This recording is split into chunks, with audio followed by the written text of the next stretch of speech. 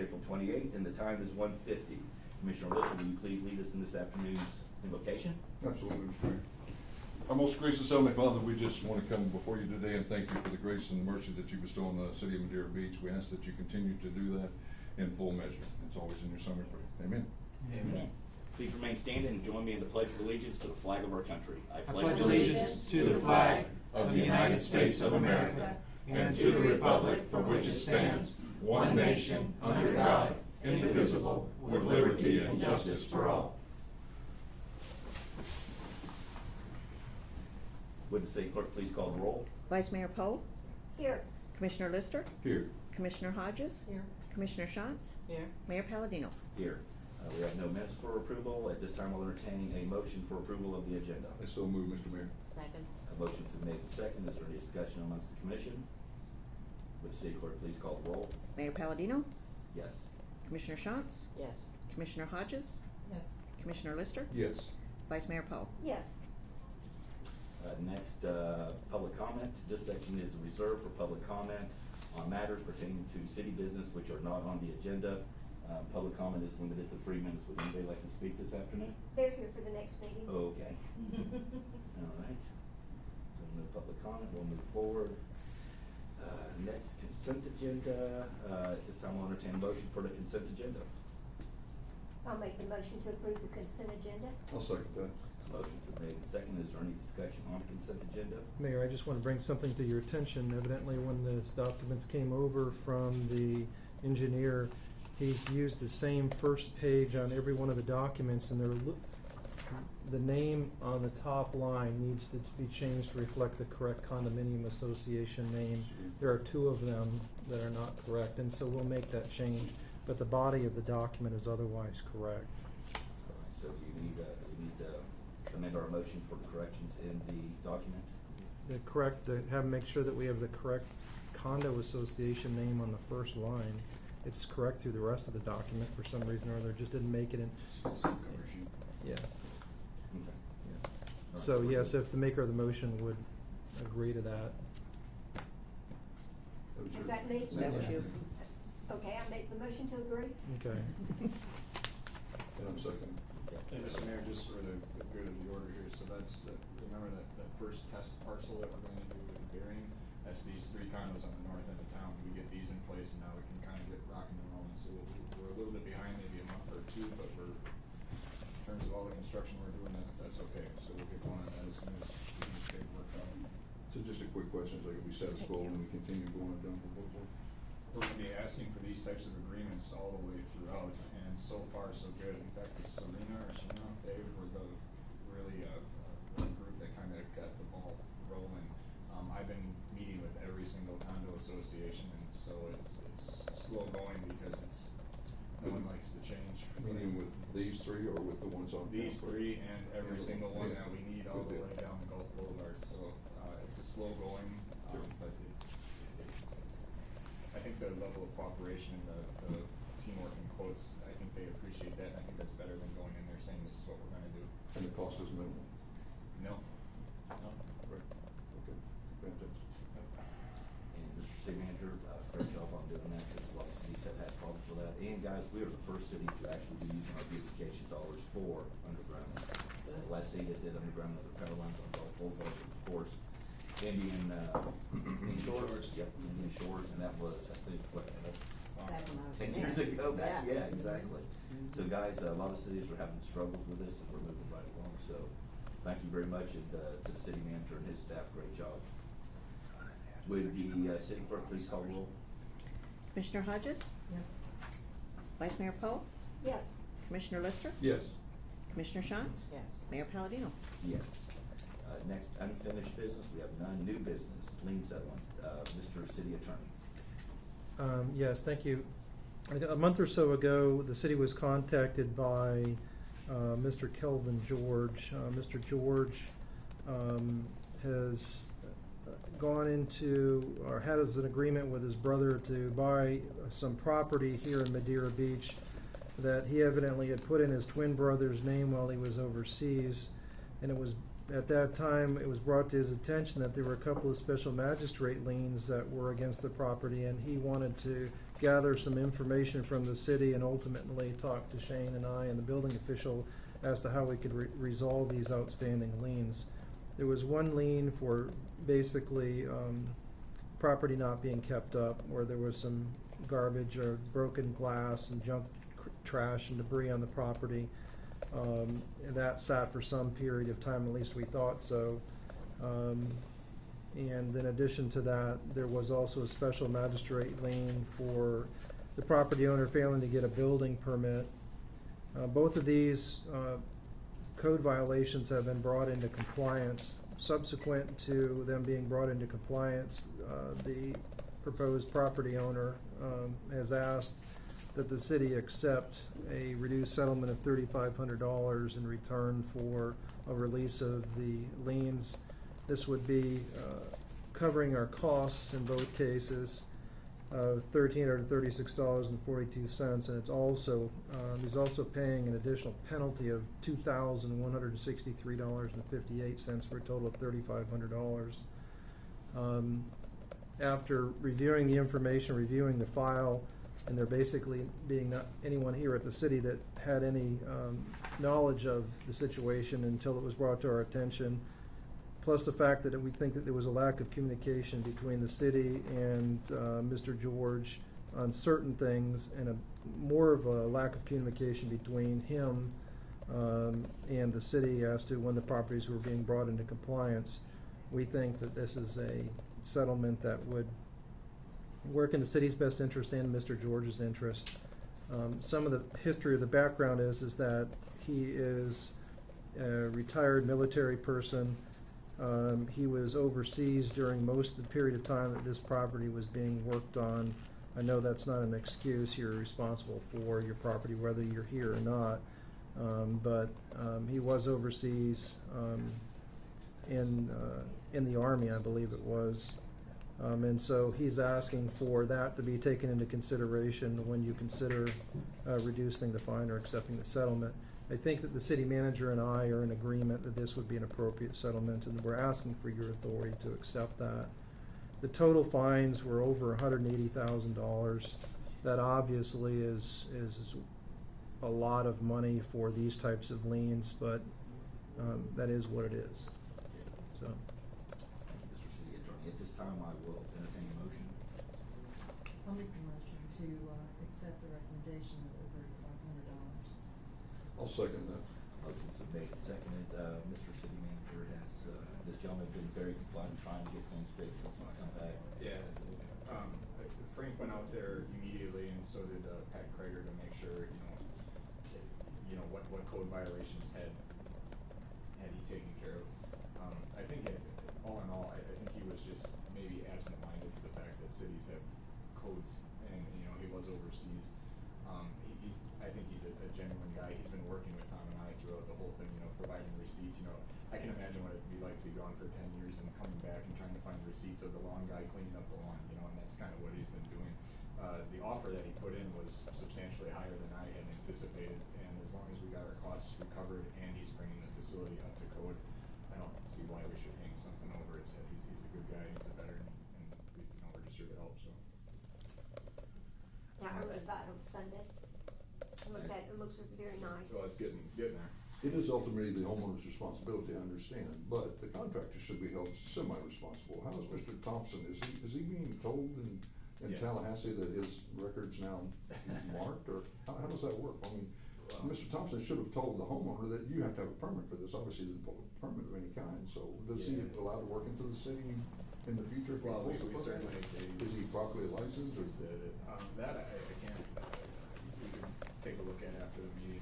There should be some kind of circumstance for the contractor, because the contractor is ultimately It is, responsible to tell it the is. homeowner, because you're right, the homeowner really doesn't have any idea what the code should be. The contractors are trained and schooled to know that. I think, this happened so long ago, we weren't running our own building department, it was a chaotic time for everybody, including the city, and, I have no problem with, the 3,500, that's fine, and then I just assume get off the books. But I do think in the future, we need to have some ways to tell that contractor, if you don't follow the rules of Material Beach, you're not gonna work in Material We Beach. have And that should be already in place. We have a Sure naughty do. list. Yeah, we have, good deal.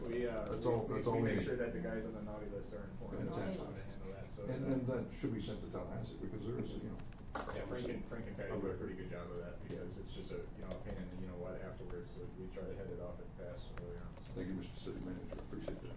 Is there any more comment from the commission? Is there any further comment? Would the city clerk please call the roll? Commissioner Lister? Yes. Mayor Palladino? Yes. Commissioner Hodges? Yes. Commissioner Shantz? Yes. Vice Mayor Poe? Yes. All right, next reports and correspondence. First thing I'd like to bring up, everybody knows this Thursday's the start of King of the Beach. We're gonna have beautiful weather, so it should be a great turnout. There's 3 days of course going on out there. Thursday night's the large night with the captain's meeting. I know we normally have about 5,000 people up on the field that night, and Friday night I believe they're having entertainment and the Deer Beach Food Fest once again. Saturday's weighing, and guys, if you got a boat and a fishing rod and you catch a kingfish, $20,000 first place. You do the Calcutta, I believe you end up with $30,000 to $35,000. So for 45-pound fish, it puts you in the running. So guys, good luck. Also, yesterday I had a chance with a one-on-one conversation with the Lieutenant Governor of the state of Florida, which probably will go into some of the next conversation on the next meeting, and I'll bring some things up there. And also tomorrow is Big C, so if you get a chance to come out, it'll be held in Treasure Island. I think there's a few good things coming up for that. We'll be doing a proposed budget, and I believe we have a great guest speaker for tomorrow. So that's it from the mayor's end. Huh? Who's the guest speaker? Oh, sorry. I just went blank, sorry. It was good, I know that. Just went blank on that one, sorry. I don't have paper notes no more. Does any other commissioners have anything they'd like to report? No. Mr. City Attorney, anything you'd like to report? Nothing, thank you. Mr. City Manager? Just 2 quick things. I see everybody using their iPads except for Pat, but Pat's is broken, I think. We're getting her Yeah. fixed up. Mhm. I'm not using mine today, so it's working for everybody. You can navigate through it, and We're losing them tomorrow from what I hear. Are they getting updated? That's what I hear. Something. That's, Yeah, that they'll- sees the part. Yeah. Yeah, IT's coming in tomorrow morning to work on them. Gotcha. See, the attorney's not listening to me when I talk about how many pictures I put on. I know. I would just I got caution- that. It's all caution public everyone. record. It's all public Hey, record. you wanna see my grandson? I'd love to see your grandson. I just want you to know that these iPads, it is very, very important for you to realize that this is a city-owned iPad, and everything that goes on it is a public record. Sure, absolutely. I So be understand that careful. completely. Be careful. Stays up. There's one card. Matt, Yeah, City Clerk. Dick, you said it. Well, I'm not done yet. Oh, okay. Mr. Lewis walked in, and we had an article in the paper the other day about parking and the lack of parking, and I think, you know, it was certainly sided one way, and we do have a parking issue, but the parking is a good problem to have. Staff and I panicked over the weekend and came up with a myriad of different options and things to do. You know, the Marriott has adequate parking. I checked on that personally over the weekend. I'm meeting with them and the Legion, and everything is kosher there. We're going to have a need for some parking here at the city center because of the new ventures we're doing with the band shell and things of that sort. But that parking is sporadic, and so you can't really cash flow a parking structure, if you will. You know, we have an issue on the agenda in the next meeting that, you know, if we wanted to do something with that, we'd probably have to get some private money in some fashion to make it work. But I had a revelation last night watching the Milwaukee Bucks play basketball and actually beat Chicago that when we're only going to do this 6 or 8 times or even 10 times throughout the year, and we have arrangements with the school, you know, Jim Holton is a good man, and I think he's going to probably do something with his property sometime soon, but, you know, that's been years we've been working on that, and so we saw that property available too. I think it's time that the city of Madeira Beach take a front line in creating a water taxi service, and we're going to I'm going to build into the next budget, we're going to have a dock at the school. They fundraised quite a bit for it. Doug Spieler's involved in it, and the city of Madeira Beach, I'm going to recommend, finishes it off, so we get a dock there and have a dock here.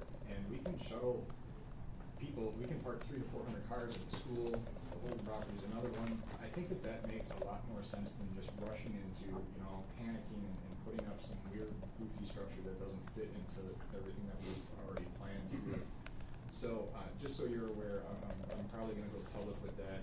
It's gonna be in your next budget, it's gonna be my recommendation, you know, you guys at the end of the day get to veto whatever you want out of that. But you look at the Marriott, you look at what you just spent on the city center, you look at your marina, and we're gonna have transient docks in Johns Pass pretty soon. I think we need to get this town used to the idea that you can get through town via the water. And that takes care of every parking problem you've got, except for what's happening in Johns Pass, and we know it's around the corner in there. So with that, just be ready for some things to come out. There might be something released to the press. But Dave and Doug, my two guys, they got their marching orders this morning to get going on it. So we're ready to go. Proposal will be ready to hit the streets by October 1st, and we'll get going on that. So I think it's important that Deer Beach takes the lead on that. I think it's a great idea. Fort Lauderdale's been doing this for years. Yeah. You can't go around there. That's right. Yeah, for a while. And somebody was here, what, about 4 years ago, 5 years ago, trying to get that done, got voted down.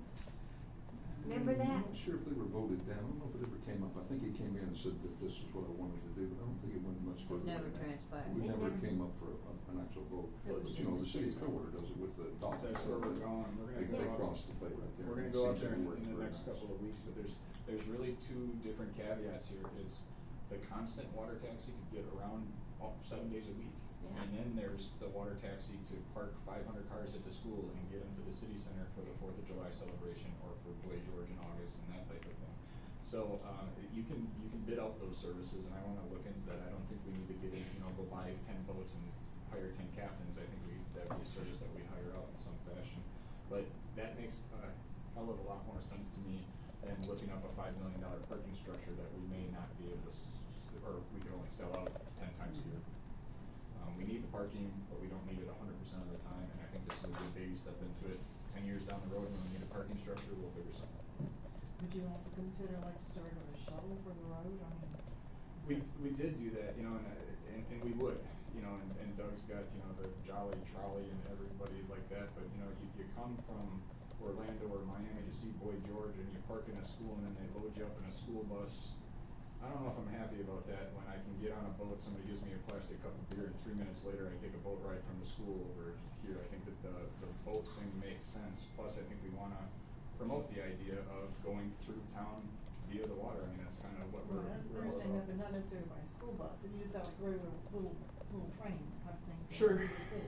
Yeah, Something yeah, like that. and we could do that. I always had an idea like that too, I was telling the guys this morning, my old boss did that. He just threw some money in a budget, we hired a county bus, and it just made a loop through the county every day, and we got people moving, and it had an impact. I just don't know if we would be able to do that 100% of the time, or maybe just during the season, but yeah, some sort of, golf cart, limo, trolley, or whatever the hell you wanna call it, but we need something, but, before the city center is done, I gotta have my collective, what together to get this rolling, because we're gonna run it. The whole reason this came up was we had a spaghetti fundraiser, we can park 10 cars. And there, we're still under construction, we have almost 175 spots that will be on the city center, and we don't have any of that, obviously, because we're still under construction, so it wouldn't have been so chaotic. But when you think of 5,000 people coming for a concert, we have to put those cars somewhere. You can't park at Pat Shantz's house on Harper Drive, you gotta go somewhere with them, so, and if you don't, they're not coming back. So we gotta figure this out pretty quick, and the school was always an option, but how do you get them from the school to here? It's easy to have them walk across the bridge and go to Jim Holton's property for the King of the Beach this weekend, they gotta walk across the bridge, they're not gonna walk to the city center. So I think I've got it all figured out. I just wanted you guys to know that I'm gonna have to go public with a couple of things, and I think, Wayne's here, we might have some press out of it already, but, within the next month or two, I'm really gonna have to get something from you. But you'll get a lot of bigger if you put an ad out there for cover. We're good, it'll come real fast. Oh, yeah. I think so too. So we're gonna go up to Clearwater and see how they do it up there, check out a couple of places, but Vice Mayor Poe is right, this is not, one of those that you have to reinvent. Somebody's done this before. No, We just gotta yeah. get- They do that up in Clearwater. If Clearwater and Clearwater Beach does it?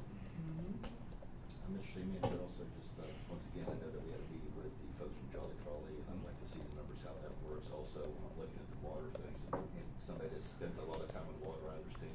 You have weather days, you have rough weather days, you have people that get seasick. I mean, I'm telling you, when I looked at, moving people by buses and Jolly Trolley like that, big fan of NASCAR, I wanted the, Daytona 500 for several years. I watched them move 500,000 people moving with transports and using trolleys and using the bus system. And I mean, that's pretty impressive if you can move 500,000 people in a day. You know, we're looking at probably at the most 5,000 to 10,000 maybe. Right, and I think the issue is, and we explored that, is the distance is so short. You know, and so we can definitely bring in the Jolly Trolley and do that type of thing. We've established a relationship with them as well. If we're this close to having transient dockets throughout Madeira Beach, I think it's important to just take the lead on it, and you'll probably end up having both. So, Okay. one way or another, we'll skin it. I just want to make sure we have options both ways because certain people can't handle boats.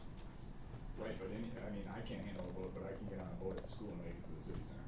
Without throwing up. Well, I didn't say that. Just check. I can do it, but that's why I think it's important. You know, you have to have handicap access. You have to have something for people that are too scared or scared stiff to get on a boat. So we have all those options, and at certain times when you're moving 7,000 people in a matter of a couple hours, you probably have to have a boat.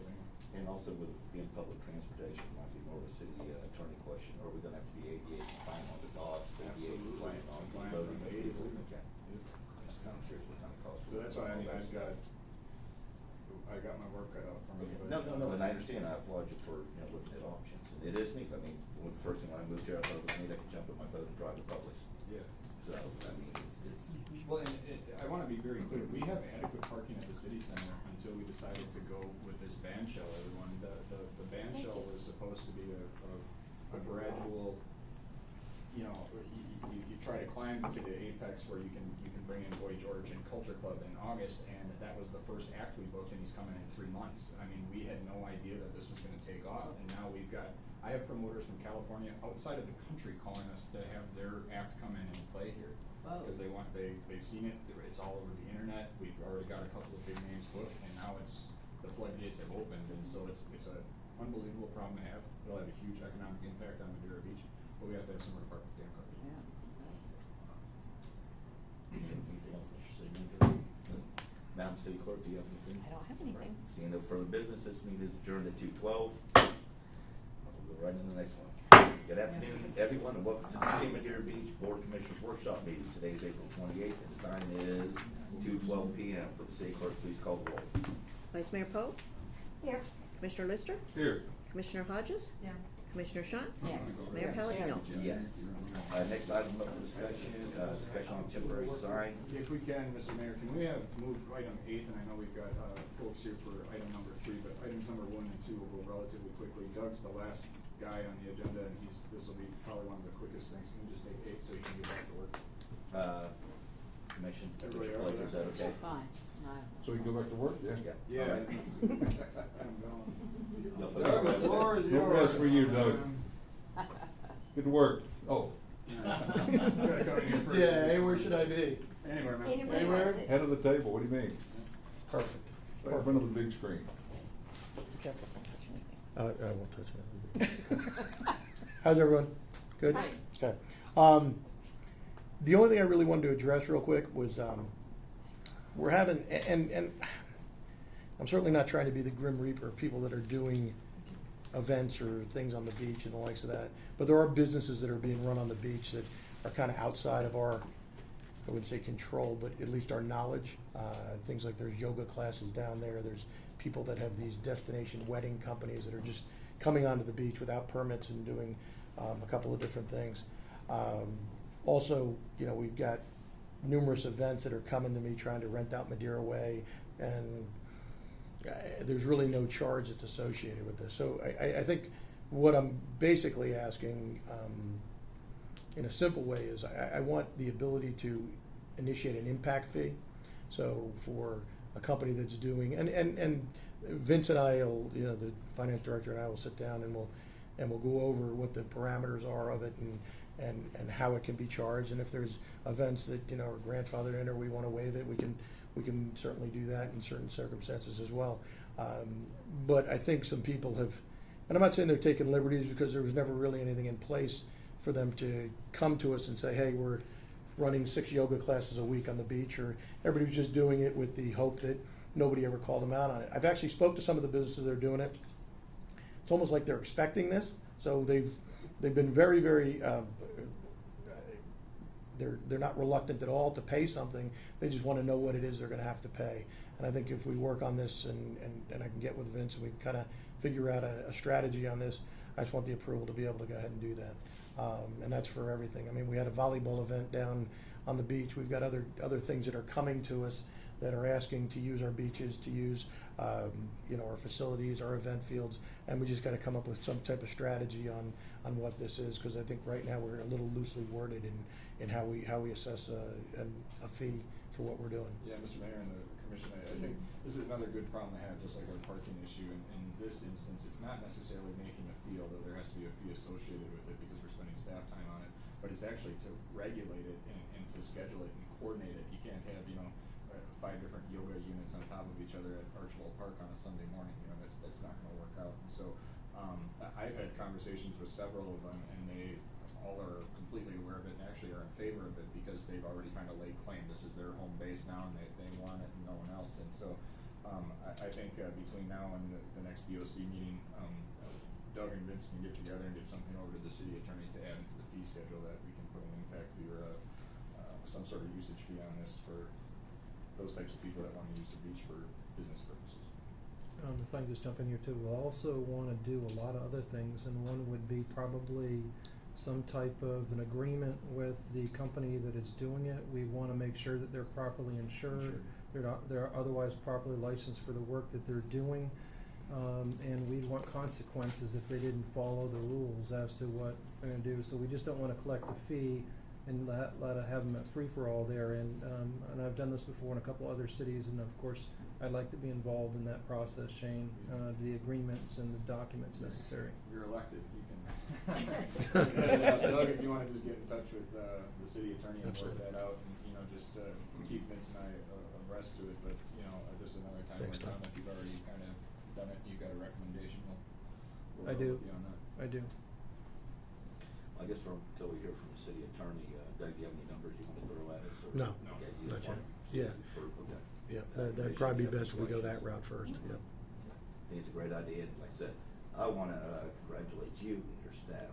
I spent a lot of time down at the NBL volleyball tournament this weekend. Outstanding. I mean, there was no issues with law enforcement. The people down there were all having a good time. I ran into residents that said, I was sitting at home and saw it on TV and went, wow. What we need to work on, getting the word out there. Yeah.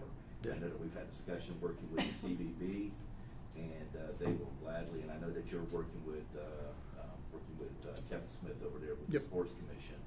We need to take a little time and work with David Downing, and they'll actually throw us some sponsorship dollars for individual events. Mhm. We don't have to go after the big fees or look for that, but I know, and all we have to do is put up a few of their banners. Absolutely. Visit St. Pete, Clearwater, and Doug worked with the promoter. The problem, Mr. Mayor, that I've got with that is we don't make a whole lot of money on that, and so I can't have a whole lot of staff time invested in it. In fact, we kind of bailed ourselves out from a contracted employee that we had that kind of promised this, and we made good friends this weekend with them, but I think we're going to probably shift it to another date that's not so intensive on the beach. You had your beach was packed this weekend. Yeah. I didn't need to have an event there to pack the beach, so I want to bring them back when that's a reason to come to the beach. I have no problem throwing staff time at it as long as we're going to make a buck. Otherwise, we've got plenty of other things that we got to worry about. But we made friends with the I don't know who's the guy, Doug, CEO of the the CEO of the NBL, and it was definitely good. But you and I had talked about that, and what we need to do is get them in touch with those folks, because then they. well, actually, I'm follow looking at their own. dollars coming from us, to the city of Madeira Beach. And it's usually, I know that we can usually work on $5,000 sponsorship packages for each individual event. Mhm.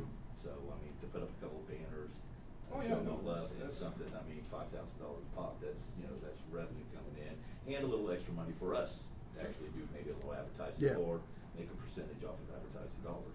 We kind of wanted to slide through this one and Yeah, no, and do it right. it I didn't. was I, great yeah, event. we didn't. It We was didn't a want to get great too event. crazy and get too many people down there and the Yeah. parking issue and everything else. So, No, it was but we just want to make fun. sure it ran smoothly. So. The problem, and Doug hits on it very well, and we talked about this morning, is sometimes you got to get one under your belt. And the problem is we've had some squawkers down at those condominiums in that area before when we've held events there. We've got a gentleman who does the chair rental place down there that was not thrilled about it, and so now that we've kind of showed them what it's all about, everybody was kind of cool. Oh yeah, this was great, and, you know, because change or something different is a four-letter word, and I get that. But now we've got it under us, and now we can do that.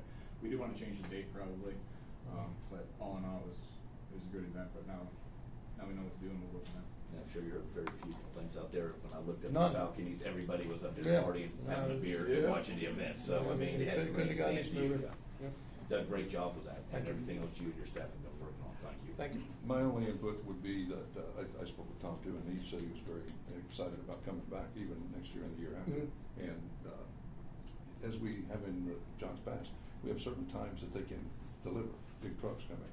And there's certain times that I think that you should think about letting them set up and tear down. Because I had people staying in the cottages that walked to the beach while they were tearing the tents down, and these gentlemen that were doing the physical work, which, you know, it's hot out there. They were talking loudly, and they were saying things that are not appropriate around young children.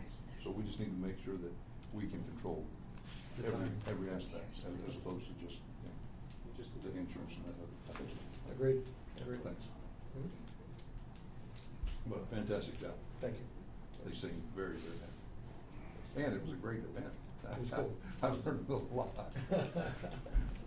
thought I knew how to play volleyball. You probably did when you were down there. Yeah, maybe so. Yeah, these kids were good. So we have a consensus for the Absolutely. rec directors report with Yes. scheduling. Yes. Doug, thank you very much once again. Thanks, guys. Thank you. Bye. Good work. Okay, I guess we'll pop up to item 1, discussion on temporary sign exemption ordinance changes. Mr. City Attorney. Thank you, Mr. Mayor. As you know, a couple of years ago, the city manager came to you with an idea, and the idea was to maybe take a look at the sign code as it relates to flutter signs and A-frame signs. He had gotten some questions or some comments by local businesses. And so the city looked into that and adopted a resolution and an ordinance similar to what was done in the city of Dunedin a couple of years ago, and that was to specifically address business income by allowing signs to be placed and not violate the sign code based upon an unemployment rate that we had here locally, and that was a 7% unemployment rate. So the way it used to work, or currently works, is to allow these A-frame temporary signs and flutter signs if in fact the unemployment rate is 7% or greater. A month or so ago, the city manager came back and said, I think that this is working really, really well, and maybe we don't need to revisit this every year. And he asked me to look into revising the code to allow A-frame signs and flutter signs to be placed in the city. In other words, basically just change the sign code to allow them. In looking at that, looking at the code, it required numerous changes throughout the sign code to allow for these A-frame signs, which are otherwise known as sandwich signs. And it also required different provisions of the code to be addressed relative to the flutter signs. So I drafted a ordinance, this ordinance 15-04, to solve all of those problems, and I just want to go through them one by one. In section 1 of that ordinance, it's basically making some changes to the definition of portable sign, because portable signs are prohibited in the city. It had a provision in that portable sign definition for A-frame or sandwich sign, so we basically just took that language out of that. Otherwise, the portable sign definition remained the same. Also, I wanted some consistency throughout the code as to some places the A-frame signs were called that, and some places they were called sandwich signs, and so I wanted to make sure that everybody was talking about the same thing when we talked about an A-frame or sandwich board sign. And so I've modified the definition, and in fact deleted the definition sandwich sign and just put in A-frame sign. And so that's why that section 2 is in your ordinance, to change the definition by taking out sandwich sign and creating A-frame sign. There was another section in the code that dealt with this temporary sign requirement. Since you're doing away with that, if you adopt this, that provision would need to come out.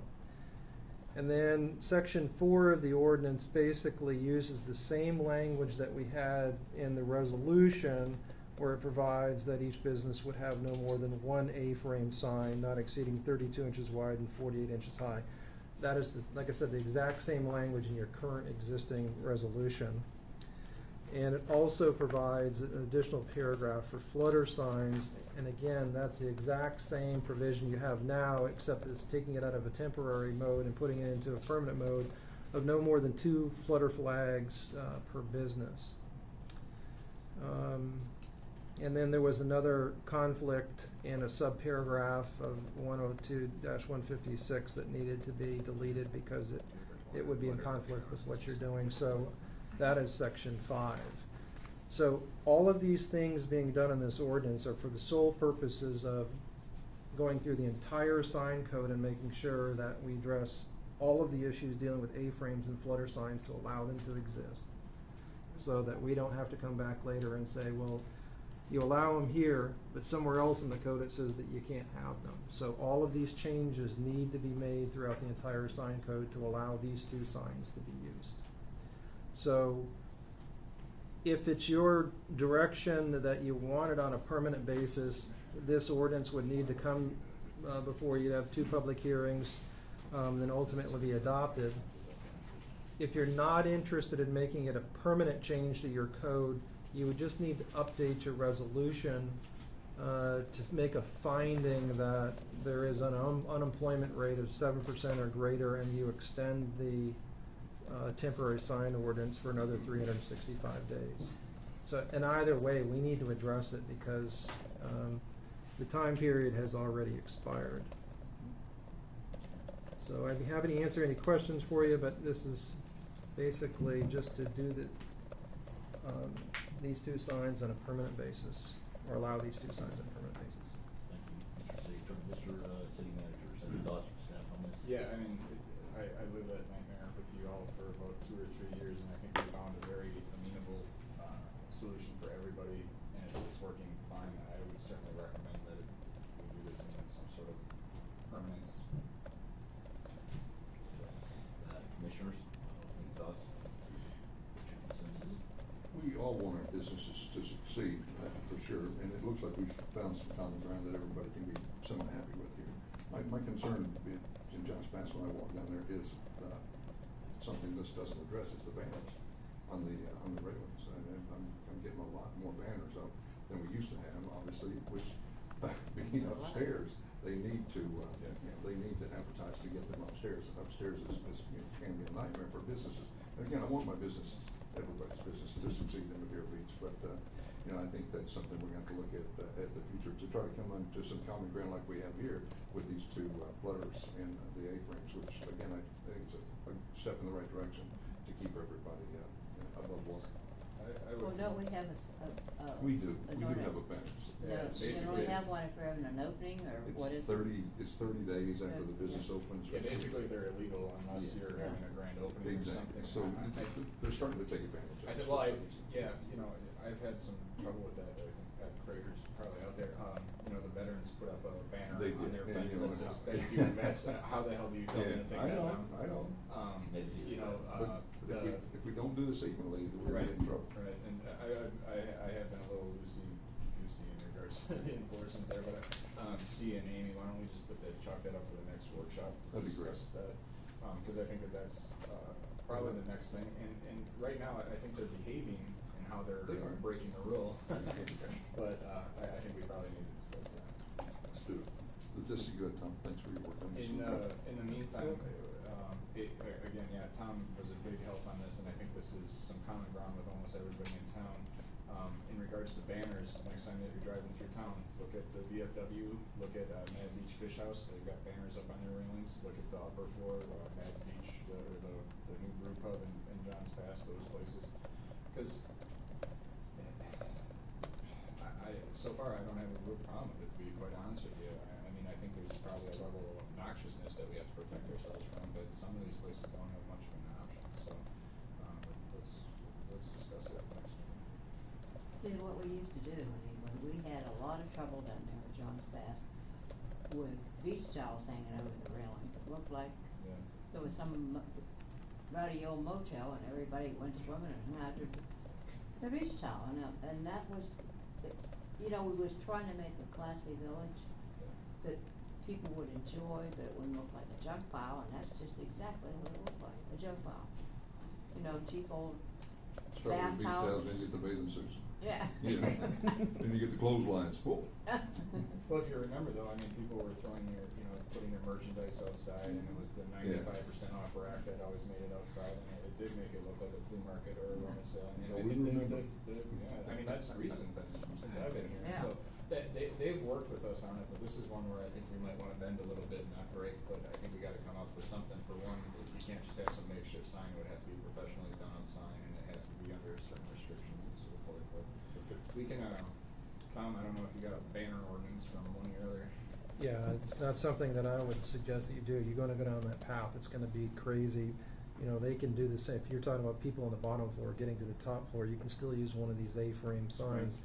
Come upstairs kind of thing, and you deal with that issue, but, I don't have any cities that authorize banners. It's, Just but for- the more you step back and you don't enforce it, the worse it's gonna get, and it's gonna be hard to step back, so. But it may be that you may want to allow it for, you know, instead of just 30 days, there are some cities that allow it for 30 days 3 times a year, or 4 times a year, and then you make certain size that you can live with, and That's not what I'm this thinking. 4 by 32 kind of thing. Yeah. I agree. We'll bring it up at the next workshop this year. And so we have consensus, move forward. Good. Thank you. Thanks, Mr. City Attorney. Next discussion on rental inspection ordinances, Madam Vice Mayor. The only suggestion I have is, I think everybody has a copy on their desk, is a sentence got put into this ordinance that does not really apply to this ordinance. It was not in the original ordinance, it was also not in the first reading, but managed to get into the second reading. It needs to be removed. We, as a city, do not have the right to go past the Florida statutes and decide how people can rent when it's really a state issue, not a city issue on this particular instance.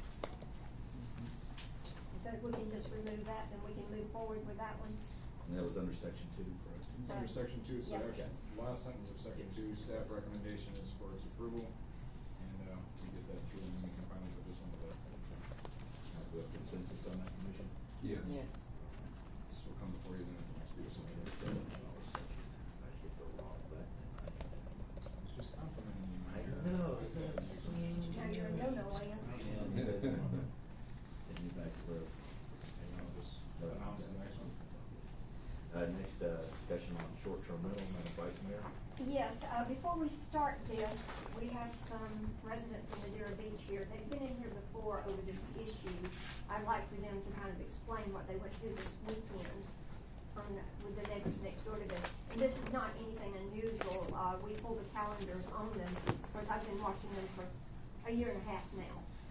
But they're renting 3 days at a time, 4 days at a time, 5 days at a time, and the people that come in are the typical vacationers who come in to party. So, Mimi, you wanna talk first or Moose? Well, I'll talk first. My name's Okay. Mimi England, and I've had this problem for about 4 years. People moved in, and whether it was ignorance or just not observing the law, they rented by the week. And they were allowed by the city of Madeira Beach to rent by the week for 6 months. And I think they got the feeling that the laws weren't really for them, because finally they got a 3-month renter. After the 3-month renter leaves, then they have people come in for the weekend. They had their pool man for 2 years have their, for the entire weekend, a party for his grandchild, so you can well imagine what that was like, nonstop for the entire weekend. They have had monthly renters after their 3-month renter. This last weekend, they had people come in on Friday, and it was a party of, young adults on Saturday, and there were about 12 kids screaming nonstop for over 4 hours until we called the sheriff on them. We were in our house with the television on, the air conditioning on, the doors shut, and we couldn't hear. It was that loud. And we're very close there. I mean, you know, you can hear every word they say. I would like to know what these people would say if under oath they would perjure themselves and lie saying they were a relative, because that's what they do. They say they're, in fact, I overheard them say something about being a brother-in-law. The owner's sister has gone over there with a bunch of young, drunken people, and they were told to make as much noise as they possibly could. I heard at one point them yell at us, go back to Ohio, is where we live in the summertime. And it's just become such a nuisance, and it's become such a frustration, because what can we do? I mean, I hate to keep calling the sheriff, but you know, they don't seem to want to cease and desist from this kind of behavior. And they sit in their home in Texas and collect money or favors, and we have to put up with their ignorance and their disrespect. Moose? Your turn. Would you leave me? I'm not gonna lie. Yeah, I was thinking here when I was listening to your meeting, you know, this doesn't involve moving 5,000 people from the school over here for a concert. And it doesn't involve millions of dollars. But we're not talking about Gulf Boulevard, we're not talking about the beach. It's a residential neighborhood. And the people that come in are not bad. They're there for a good time. It's their vacation. But the people that own the house bought it with this in mind. Quite honestly, they thumbed their nose at the city because it's rented for a month, starting next month, and it's also supposed to be rented this weekend. We haven't seen them show up this weekend. Maybe they will, maybe they won't. But you know, you can go online and you can see where they're renting it out short term. It's not like they're making it a secret, and nothing happens. And you know, my wife got an article out of the paper, and Shane, I'm not hammering you. And if the quote, you know, I don't even know that your real quote, but it was something to the effect of, well, this ordinance is just about impossible to enforce. Well, the word gets back to them, and that's pretty much telling them how we don't need to worry about it, nothing's gonna happen anyway. Well, we can all shake our heads about that, but I have one guy, and I have 4,200, you know, residences in town. I mean, we've talked about this, Vice Mayor, before you were even on the commission. We could put 4 people in a room and put them on a computer all day, and we'd still be lagging behind. I mean, these people, I don't wanna call them criminal, but. Why not? Well, it is, because I will, and they're smart. They know how to work their way around it, absolutely. They coach people on what to say when the sheriff shows. Absolutely, but when we go there and we find out that, you know, this guy is renting and he claims to be his brother-in-law, and we kick him out and he's his brother-in-law, we have egg on our face and we're liable. And so, you know, at a certain point in time, it is only as good as you can enforce it. And we have many ordinances on the books that is the exact same. And so I think we've been very progressive. I think we're doing probably the best job of a lot of beach communities on doing this. But at the same token, we're not gonna get them all. Now, the one thing that I would say is, don't ever not call the sheriff's department. Well, the thing that bothers me, and I have no qualms about calling the sheriff, but I figure pretty soon we're gonna be those nuts on 145th. But tell them what happened after the sheriff Well, left. yeah, I called the sheriff Saturdays. I don't know, late Saturday Sunday. afternoon. It was- Sunday. oh, no, it was Saturday. It was Saturday. And the sheriff came in, and, you know, I see the guy walk up and smile and shake the sheriff's hand, and I'm sure he told him, you know, I don't know what he told him. Sure, he had a you great know, story. It was all fun, and the sheriff left, and he wasn't gone 5 minutes, and I think they lined them all up, and they just screamed and hollered and just made absolutely all the noise they could to get even. Sure. Now, I could have turned right around and called the sheriff again. But like I say, I don't wanna be the nut that calls the sheriff every minute. Yeah. And it seems that's what I'm left with.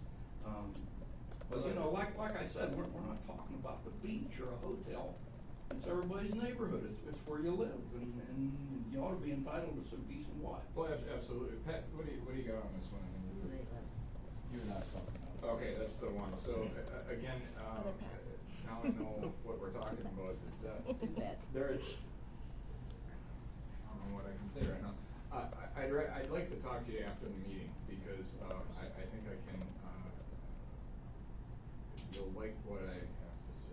Let's say that. I wanna hear it. Or, you know what, you don't even They're talk gonna to hear me, it. See, grab that's the this problem, pen. you're Yeah. tipping your hand Right. in a public meeting like this. Yeah. They're on the internet, they're looking at you right now, they're hearing what you're saying. Right. YouTube, you put them on YouTube when they start screaming down there. I tell you, videos, 1,000 words. I thought about getting a tape recorder and just do setting it out in the whatever you backyard and can to get recording it out there that they're doing this to you. Right. And then they're doing it to you vengefully. Now, Oh, yeah, if there was another reason they would be doing it, I wouldn't be telling you. It absolutely But is. absolutely been- put them on YouTube and see if you can expose them that way. And obviously, you gotta hit their pocketbook. That's only Well, the place that the I'll owners are gonna understand. why don't you folks, Mr. Craig will take you guys outside and he'll discuss what we've got going, but that's another instance where it seems as if nothing's happening, and we talk about it for the last 60 days and we got 'em. So, Pat, if you can, why don't you talk to these folks, feel free to use my office, but I mean, this is just one horror story of probably Just one. a bunch.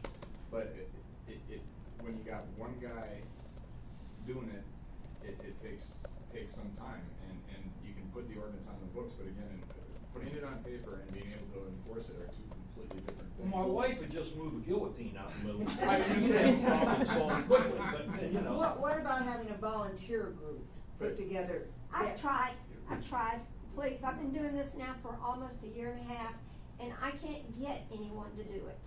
I spend no less than 40 hours a week on just this issue, between trying to find the realtors that are doing it illegally and give them to our city attorney, talking to people. I mean, I say, everybody said, let me help. Well, by the time I explain to them what they need to do, they go, never mind. Well, but they can get on the computers and they can look up these things and You would generate think. letters or You would whatever. think. Sure, I think what we need is, you know, you look at what we've done just in the last 3 years, and that's just as long as I've been, we haven't really even been on this that long, and we're making some progress, but we have to make some stops. We need to make some busts, because that's when the bad guys go away. We've shown it, you know, they don't go away, but they don't hang out in town. They go to Rhode Island, they go to St. Pete Beach, they go wherever. I think after what you hear from the officer, I think you'll be a little bit more relaxed or content with how we're handling it. But it's a game with these guys. It is. I mean, it's Absolutely. literally a game, and that game sometimes takes time. And you know, you guys don't want to be the nuts on whatever street you live on. Well, this guy's nuts. He drives him crazy knowing that this stuff is going on, and he's on it. In fact, Well, I've heard good things about him from Elaine. Well, Like I said, you know, I know from your standpoint, you got a lot of irons in the Sure. fire, and this isn't earth shaking. No, But it is affects because- us day to no, day, you know, see, so we look at it different. I'll tell you, it is earth shaking because I have to answer to her every day. I believe you, yeah. Yeah, so this is definitely on top of my radar, but the way, if you can tell them the whole story about the email and all that, now this is almost somewhat comical, and you'll be happy. So chat with him, and just rest assured that we're on it, and we'll continue Appreciate to that. monitor it. Well, and I appreciate Elaine doing everything that she's done, because she's been a bright shining light, and if everybody was like her, there wouldn't be any problems anywhere. So, well, Thank and you. it's beautiful, it's a There beautiful would be a new guillotine office. on I it. did not say that. Yeah, there aren't any repeat offenders with a gun. No, exactly. Mayor, nice to meet you, sir. Good seeing you, and please call. All right, I'll- Please do. All right, sir. Thank you. Bye. Okay, guys, let's get this over with. I've gone through about 15 ordinances. I think we have a way to get this sorted out to a certain extent. So, see, is it okay if I pass these out, or you wanna do it? You can pass it Okay. around the table, and we'll take These are one. just my thoughts, but before you look at this, I have to read you guys something. Whoops, sorry, Terry. Tom, I gave you one. didn't Yeah, I got one, thank you. I guess you may have one. I have been so desperate with working for this between the last 2 years between Tallahassee and our own community. I must get no less than 50 phone calls a week from people that are doing just exactly what Mimi and Moose said. So I contacted the Pinellas Realtor Organization. I want to tell you what they said to me. It says, I want to reiterate that we do not support Madeira Beach's vacation rental code. will be helpful in communicating the ordinance to our members, but we still do not believe this is a good ordinance. By limiting the use of the property as it pertains to vacation rentals, the city has limited the property rights of property owners in Madeira Beach. This ordinance is bad for the economy by devaluing properties, and it limits the number of tourists that can visit our beach communities. We stand for property rights. In our opinion, this ordinance does not. Well, what he doesn't mention is, that's fine. What about our rights as a resident to enjoy our community? So I replied back to him and said, basically, you may not like our ordinance, however, we do not like you violating it either. So it is hard to sit in front of the computer as much as I do and find all the information I find without getting pissed off, to be blunt. But let me tell you, I got 3 calls just last week.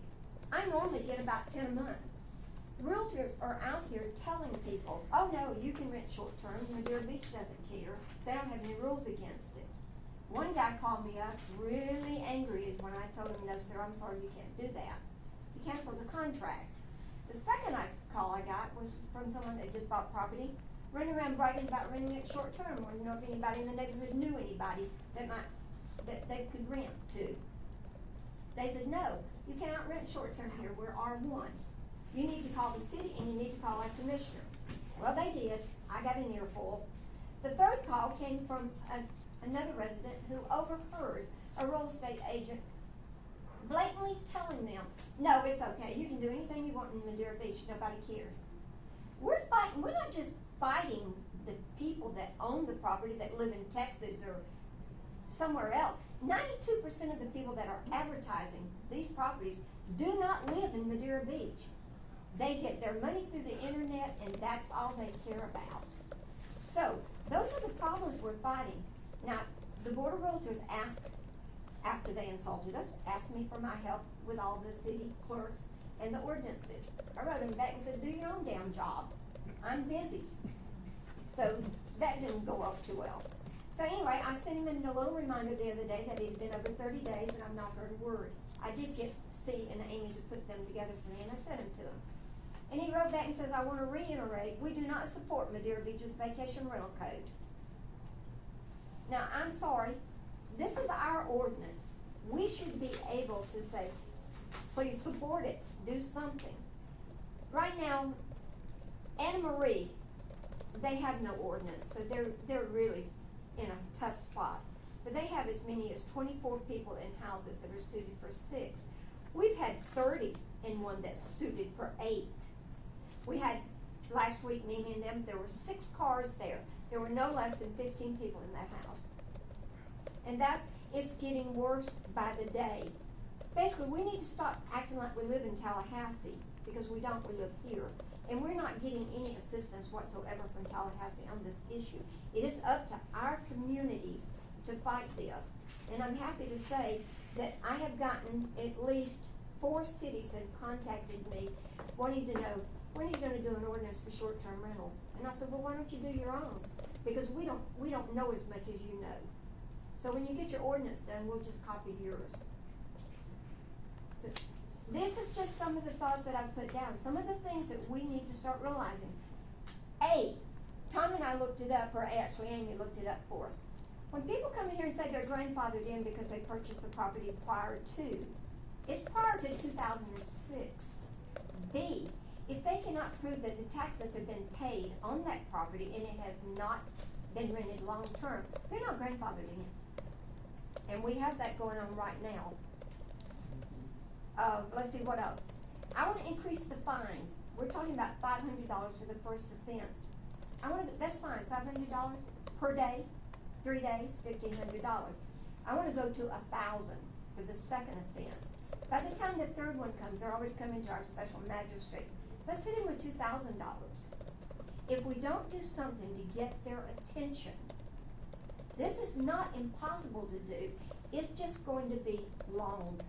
I know all of you were on the board except for Pat. When we started working on the chronic nuisance property ordinance, 18 months of pulling police reports and educating commissioners on what was going on in every district and putting the ordinance together. Well, we've made some progress on this. Thanks to Deputy Krager, we have made some progress. but we really need something on the books that says, not in Madeira. End of conversation. So whatever you guys wanna do, we need to do something, because you may not be getting the phone calls. Nancy, you've got one in Johns Pass Avenue. The people are absolutely going crazy. We brought the guy in, actually he wouldn't come in, said he'd quit. He's right back doing it. We got one coming in next month, same problem. Oh no, I won't do it anymore. He's doing it. I mean, it's not, they're not getting the message. So how do we get it across to them? Tough. It is tough. You're talking That's about right, their money. property. You get it into their pocket. They're not, half of the ones are not paying the tourist tax. They're not paying sales tax. They come in for a weekend and they party and they're gone. That's it. We get the mess to clean up. I ride down North Bay Shore, there'll be 5 bags of garbage sitting on the road. And the rats are crawling through the garbage because there's holes in them. I've actually taken pictures of them.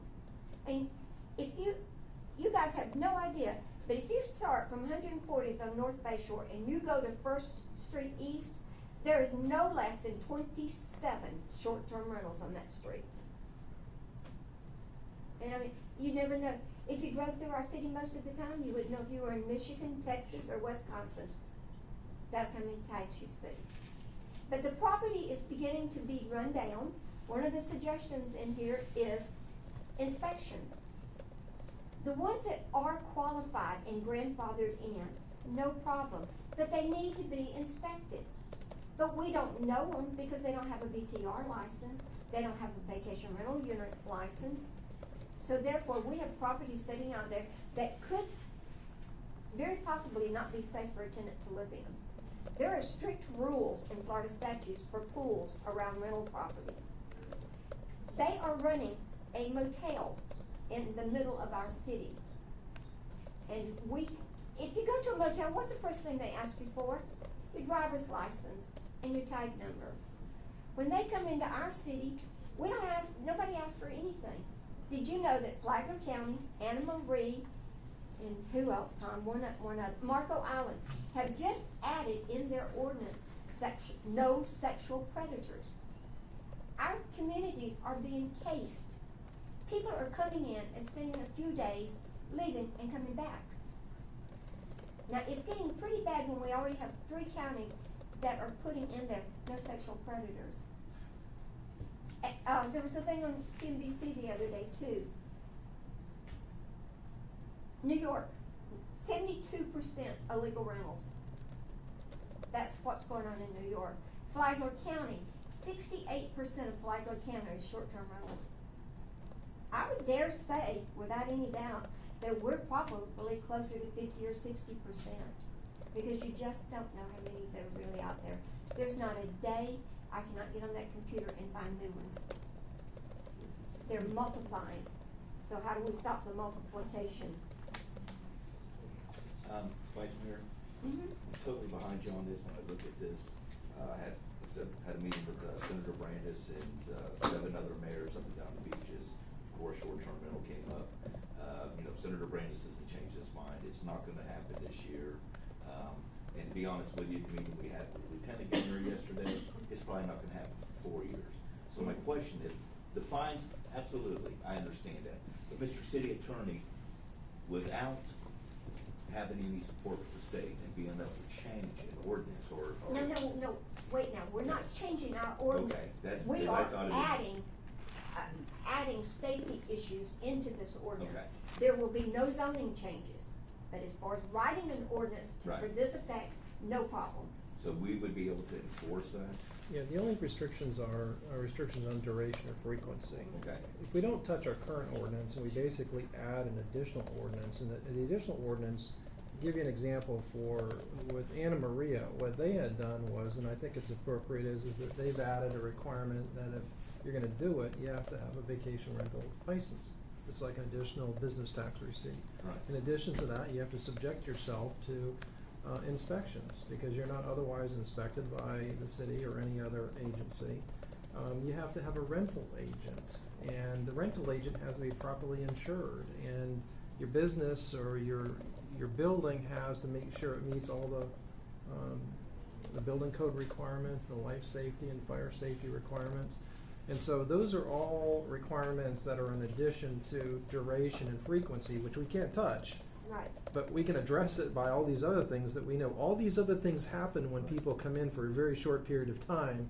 And so we can basically prohibit them from doing these things that aren't otherwise, exempted to the state. So that's where they're going is that we're looking for, just like Elena's saying, they're looking for every different avenue. How do we address it without touching duration or frequency? How else can we do it? The bigger things that also parking, garbage removal, all these things that the vice mayor has mentioned, these are things you can regulate. And that's what I think that when you see her long list, it's a culmination of a number of statutes or a number of code provisions that she's read, 3 of them that I've read that have been provided to me. And it's basically picking out the best of each one of them and putting in one list. And we'll, of course, bring it back to you in some form, and you can tell us, do you want this in there or not in there? But I think that what the vice mayor is asking is do we have authority to go ahead and start working on that ordinance to do that?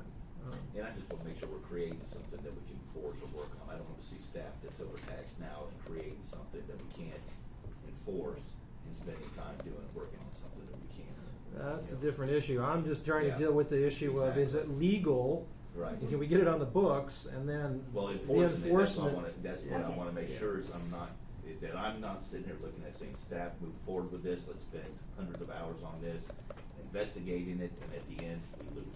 There's got to be other avenues if we're trying to go that route. There's got to be ways that we can go and win. These are the ways If we can If we go. can outflank Tallahassee on this, then that's the direction we need to go. That's the direction we need to go. We have to figure out what we can do to get their attention, because Right. we're not getting their attention. No, absolutely, and So I'm telling you, I've just spent a lot of time with senators and I met with governors, Landis too. He's and I'm telling you, waste. you're not gonna win this, at that level, not for the next 4 years. So Oh, I I wanna know make that. sure that we are creating something, and Okay. we're not wasting staff's time on doing something that we can't. Tom, enforce. what did you say in your last statement? I was gonna write it down to remember what you said. How far behind do we wanna get in this before we actually get a hell of a lot more proactive than we've been? I know we're very proactive. I know I'm very proactive in it. But I mean, how far behind do we wanna get? Well, If we're we're being- 50% now, what are we gonna be like next year? And the city has been very proactive in the nuisance ordinance, and I know that code enforcement's been out there, and the building officials been out there, because I too travel around the city. I know you Back do. to Mass Mayor, so I mean, I'm seeing what's going on. I just wanna make sure, and I support you 100% on this. I just wanna make sure, look how much we got going on and how much staff has going on. I don't wanna overtax for something we can't enforce. That was my only question. Is it something we can enforce by creating this? That's my question. You're gonna probably need more manpower, because right now we Right. can't even do the rental inspection ordinance inspections because of staffing, and I think that we're doing that every other year, is just what we're looking at. So you would definitely need to budget, and, he's the city manager, he can tell you, Right. but you're definitely gonna need to budget someone else to help you enforce these provisions, and that's, Because I know we've looked at trying to make them more, downsizing government and doing more with less. Are we gonna now start creating more positions and jobs and spending money? I don't know if it's and then that's what my question for you instead. What do of we do Mr. when the City crime Manager. starts moving into our little city? Well, Madam too? Vice Mayor, I understand that, but I know we've created a lot of other ordinances and nuisance ordinances and things like that, and I've seen some movement on it, but I haven't, for the time put in, I haven't seen a lot of payout from what we put in, so that's why I'm asking the city manager as far as cost effective and the staff time. Yeah. Do we bring in more law enforcement? Do we bring in more building code officials? What do we Well, need see, to do? and I think that's where we gotta draw the line, and we'll talk about that later on in the agenda, but you guys just have to come up with a public policy. You guys say, Crawford, this is what I wanna see, and at that point, it's my problem, and so, but I need to be able to come to you, and I for 3 years, have never once said, I'm gonna increase your budget, or I'm gonna increase staff, or I'm gonna do this. I've always said, we'll get it done. And we're reaching the breaking point, and that's not because of short-term rentals, it's because we've got a lot of stuff on the table. The rental inspection thing we did, we had to go to every other year. Now, we're doing that, but we had to kind of manipulate the idea of it a little bit. We're gonna do it every year, and now we're gonna do odd on the odd years and even on the even years. To do this right, I'll bring in more personnel, and then you're gonna have to say, well, Shane, why did you raise the millage rate again this year? And I'm gonna say, you know, that might be a reason, it might not be a reason. I don't think it's a constant increase. I think once you start enforcing this and you push that idea of being able to do that in Madeira Beach, I think the workload goes down, but it doesn't happen for a year or two. And then when you kind of, then we can maintain, but you have a city that's overrun with it. She's right about that. Elaine she knows better than any of us probably how much we've got going on. And you have to remember, Kreger is the code enforcement guy. When your neighbor's lawn is too tall, he goes there. He goes for every single code violation that we have in this entire city, not just short-term rentals. And we could put somebody, we probably need 2 enforcers and somebody on a computer full-time for a year or two to get a firm grip on this. If you're gonna put something on the books. Now, we probably don't have to go that drastic, but we have to understand then that some parts of this will fall through the cracks. Long story short, Tom's right, I'll probably put at least another position into the budget that'll take care of this. The problem is probably the reason I get so grumpy and so aggravated is because I have been on the computer for over a year on this. I mean, it absolutely consumes a large part of my week on this. I worked last night until 9:30, but I also started working at 8 o'clock in the morning. So it is gonna be time consuming, but it's only gonna get more time consuming the longer we let it go. Well, what about charging a big fee? I mean, so you know where these places are that are being abused? They have to have an occupational license. Well, that's the problem, that's part of that there, is a lot of the cities are going with vacation rental unit license, and plus they need to have a BTR license, otherwise, don't know about most of them unless we dig them out, because they don't have a license here. So they're bypassing everything as far as it goes. The money goes through the internet, and that's as far as it gets. I stepped out, but I was just outside the door. I heard everything that you guys were saying. And Elaine, you probably noticed better than anybody, or Tom.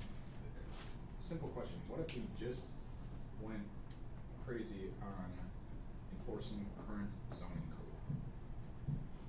So we just had enough enforcement out there saying if you're, you know, right now, right, R1 and R2 is 3 months and 6 months respectively, Elaine, am I right about that?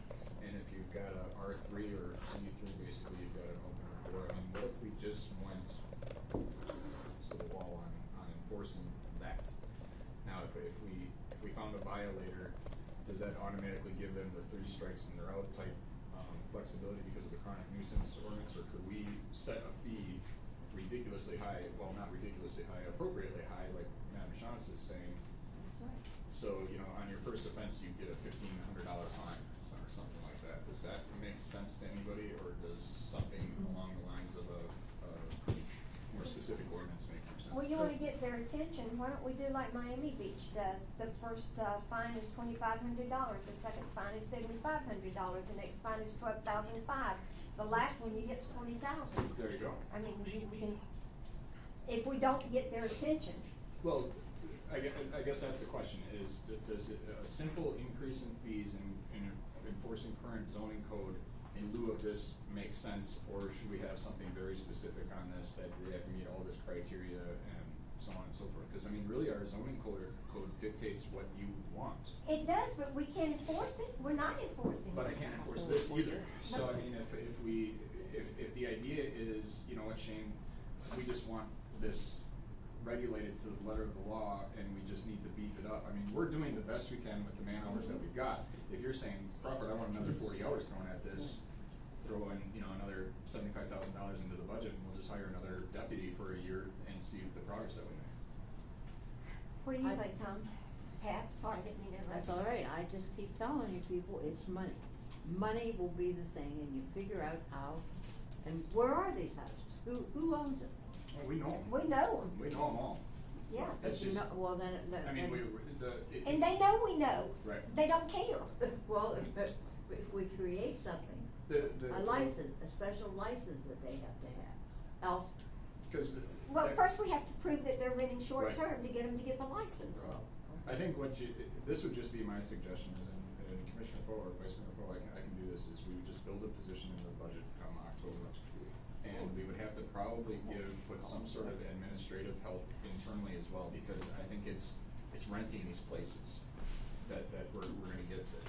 So I mean, we'd have to have somebody on the computer doing what you shouldn't be doing for Which I shouldn't be doing. and go at it for a year, and, you know, I can contract those services out probably with the sheriff's department, and in a year, evaluate the progress that we made and whether or not we have to continue that way, or step it down, or step it up, frankly. But I think we've got the regulatory verbiage in our zoning code, we just have to enforce it. We have that verbiage. What we don't have the verbiage for this is the licenses that they need, the inspections that they need. Those are the things that we do not have. Well, We have no regulation of these properties. Well, everyone has to be inspected now. No, if we don't know they exist. I mean, we can't go to these people and say, okay, you need to be inspected. How? I don't have a license through you. Well, we'd have to prove that they were renting, and that's. There you that's- go. Would the proof be on the owner though, not on? No, it falls on us. necessarily. Okay. Oh, we have to prove what they're doing. Yeah. I have emails here that we sent out, I had a friend of mine do them for me, to a bunch of different places, just to see what they said. They had no problem telling, oh yeah, it's available for 3 days, it's available for 4 days. Now, the new thing on the internet is, you pull up their homepage and it says minimum 90 days.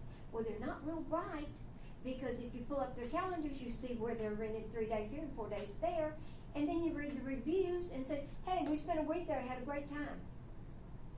I mean, they literally think we're stupid, and I think that's the thing that makes me Well, mad. I don't think it's that, they know what's going on up Well, they in know they can Tallahassee, be- and they know that they But- can beat it. But Tallahassee has nothing to do with us.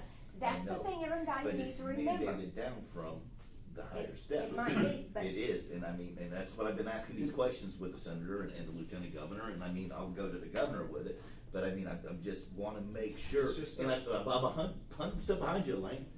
I love you to death for what you've done. I just wanna make sure we can do something by adding verbiage, or doing more verbiage, It all or comes down to spending an extra enforcement. $75,000 a It year. comes, if we don't have the rules to enforce, Mhm. then we're kind of right now, we're like the chicken or the egg. We've got the problem, we have the codes, we don't have any rules. So, Actually, you know, we have rules. We have well, we rules. have rules, Okay, but- so we have the rules. What I see happening here is, we're either gonna throw money at this and continue on the same path that we've been doing and not get anywhere. We're just gonna lose money. This is a money pit. it is a money Okay, pit. if we throw another officer out there and somebody on the computer here, it's gonna cost us $250,000, and we're gonna be basically in the same spot we were at. Well, if I billed you my billable hours, Yeah, there you go. But see, you, on the other hand, you just need to clone yourself. And when I say clone yourself, now listen to me, I'm serious about this.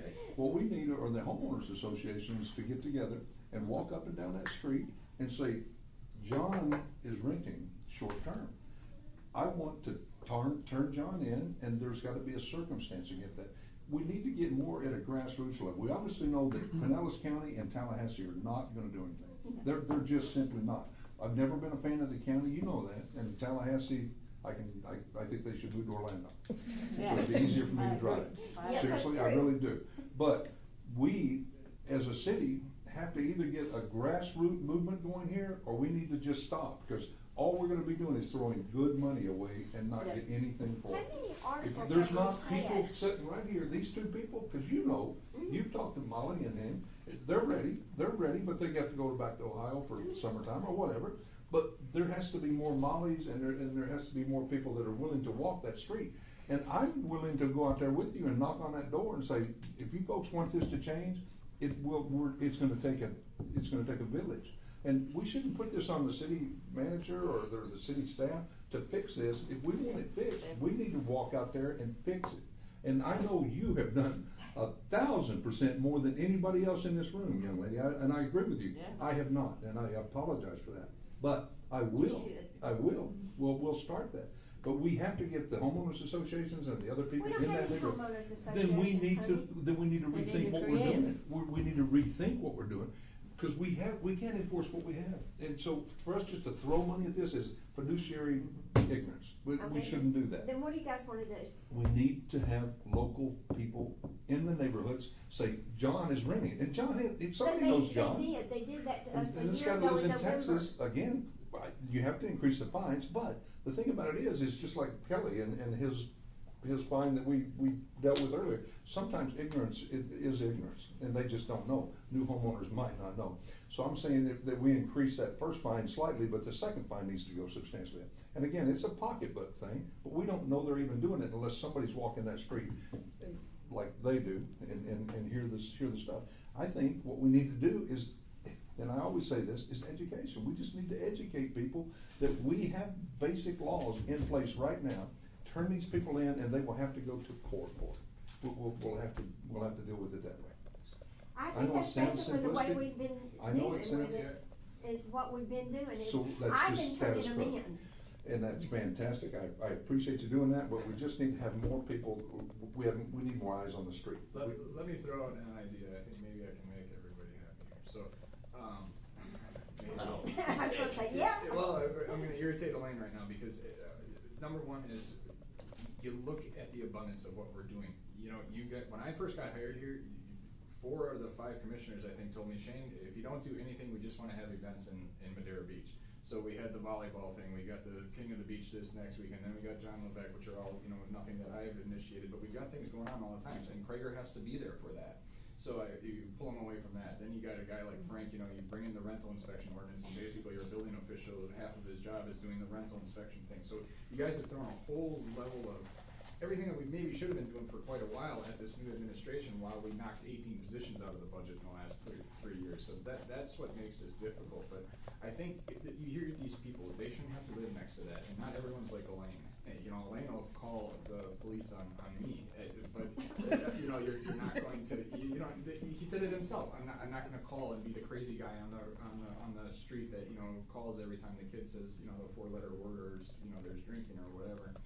I think I can handle this with existing code if we have a higher fee. So the zoning code dictates you can only do what's allowed, R1 and R2, 3 and 6 months. And I think everybody's comfortable with that, right? The R3 designation and C3 designation of the commercial. We certainly don't want to change that. No, but if you violate an R1 or an R2, we need to bump that fee. Yeah. Okay, then let's bump it up. So About that's $500,000. Well, there you go. So I think, if you talk to your city attorney, I bet he could craft a way to increase those fees. And I think they should be somewhat substantial, but they need to be realistic so we don't run into the position that we just had at the first meeting where a guy has a $400,000 lien against his home because he just was late. I think, whatever you manage there, $1,500 to $2,000 on your first violation. And you will be subject to the chronic nuisance ordinance. So when you screw this up 3 times, we're gonna throw you in front of somebody and pull your ability to do that. And then I'll build some money into the budget and increase our enforcement on this issue specifically. And what I wanna do is be able to speak to the sheriff's department, because I don't wanna hire somebody, I wanna contract it out. This is why code enforcement being conducted by the sheriff's department was so critical, because in a situation like this, the guy needs to have a gun and a badge and a taser and scare the hell out of somebody. And so what I'll do is talk to the sheriff's department, see if I can't get somebody. I'll build some money into the budget, and if we can do it now, Elaine, we'll do a budget amendment and get it going now. And if not, you just gotta wait till October, and we'll beef up our enforcement specifically on short-term rentals. And I think what we do is we get the scare through town that we're not allowing for this. You might see it peter out and go somewhere else, and then in a year we'll reevaluate and go from there. All right, let me just jump in as to the fine schedule. The statute allows us to fine up to $250 a day for the initial violation, $500 a day for every violation thereafter. I think that's the approach that you want to take, not a one-time fee, but a moving fee. And the reason I say that is because if you catch them on a short-term rental and they did it for 7 days and they're not allowed to do it, Right. you can bill them seven times $250. Next time they do it, it's $3,500. And so you could, and they do a 30-day, and they shouldn't have been doing it for 30 days. Now you got 15,000 that you've collected from them. And so if you do it on a daily, that it's going to hit their pocketbook every time. If you do it just a one-time fee, they're going to say it's a I cost agree. of doing That makes business. sense. Yeah. Oh, And absolutely. then, I agree. well, I can make 15 grand, and I may have to pay $1,000 fine, but I'm going to make 15 grand that month. She was citing $12,000 fees or whatever. I just wanted to get it bumped. Yeah. Let's make So- this hurt. The other thing is too, Tom, is I don't wanna waive any fees. I don't wanna give any reductions on fees. If you're caught doing this, you deserve whatever you get. It ultimately would come back to you as a commission as a whole to make that decision. True, but then I think some of the responsibility has to go back on the Pinellas County realtors. Oh, They need to absolutely. inform people, when they buy a house, Absolutely. you can't rent Madeira Beach. I That agree. liability has to go believe me. back on somebody that's told them that lie to begin with, Do you know how many people? because it's education. It is education. But those realtors aren't gonna care, they wanna sell that house. They are Yeah. not gonna care, but they need to be held liable Yes, to they some should be. extent. They're gonna If say they- whatever, they're just like if- cars. if, They're gonna you know, sell- record your sell. conversations with your realtors when you buy. Send a packet out, new homeowners, have you been told this? If you have, this is complete Well, false. I mean, Wayne's here, I mean, Yeah, Wayne. we'll be the first city adding staff to enforce on short-term rentals. I mean, it'll spread like wildfire, and you'll have realtors in at the next meeting, and everybody, you know, the city's gonna go down, and there won't be any tourism and all that. But at the Oh, end of the that's day. not true. Well, we have plenty of tourism, and we have plenty of Yes. reasons to come to Madeira Beach, and there's plenty of places to rent and not violate the current zoning code. And so, I've been not laxed, but working with people that came in and said, Shane, I had no idea I bought a house in R2 and I have 8 contracts. And so I said, go ahead and honor those 8 contracts, but after that, you're done and sign this affidavit. Well, they've been abusing the hell out of that, Yeah. so they know what they're doing. They know what they're doing. And Krieger's aware of all those. I can't wait to tell you the story about these folks, Oh, because it's good. really funny. But we're on top of it. But I think, these folks bring up a valid point. They don't need to live next to that. And there's plenty of places you can rent in town that's not in the middle of a neighborhood, and you're not. Madeira Beach is a tourist town, but you still have locals that We need have to be able residences to here. live a life. So I think we can carefully balance that out. If everybody's cool with the way that I'm gonna kind of enforce it, we'll get some people in there to get going on it, and, Wayne, if we can afford it, we'll even do it before the budget. Then- Mr. City Attorney? Then obviously it's gonna cost more money for personnel. I think this fines need to be dedicated to that. I think it's the maximum that state statute allows, right? Right, So and- we'll go after every penny we can. Right, and that, you obviously, most of the time when fines and forfeitures come in, it goes into your general fund. Exactly, don't let it do that. So, but you can But flag it. We can do a million different ways. I mean, we can just account for it specifically, and I mean, if $60,000 goes into the general fund and fees, and it costs me $50,000 to contract an officer for 3/4 time or whatever. Right, you can say you made $10,000, I understand that, but people outside are gonna say, well, what if Terry wants banners at John's back? You can spend that $50,000 in the wrong spot. We'll make sure that the fees recoup I trust any expenditures first. There's 4,200 people out there that are gonna ask that same We'll go question. very public about this and let everybody know exactly what we're doing. I think there's an educational component that's very necessary in all of this. Okay. But what happens, you can fine all you want to, what if they don't pay? That was my next question. Then you foreclose. You can fine, Foreclose on the property. Can we not Can put it we on? put a mortgage on the building? You would foreclose the special magistrate lien as long as it's non-homesteaded property, and obviously if it's being rented, It's not. and it's not homesteaded, then you just have to deal with the issue of what prior liens are on the property before a code enforcement lien.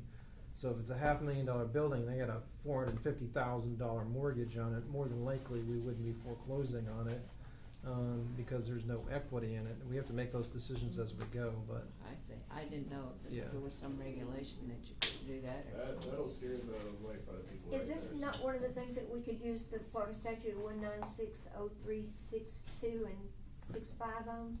I don't know what those statutes are, but it's not a special assessment that could avoid, It's the one we use in the chronic nuisance for when they do not pay the lien, then it rolls over to the ad valorem tax as of June 1. Yeah, that's the special assessment one. And the answer is that you're at the same point. You can foreclose that special assessment. The reason we did it on the special assessment, that's to get to those homesteaded properties. These are not gonna be homesteaded properties, so we don't need to go through those 4 or 5 extra steps. Right.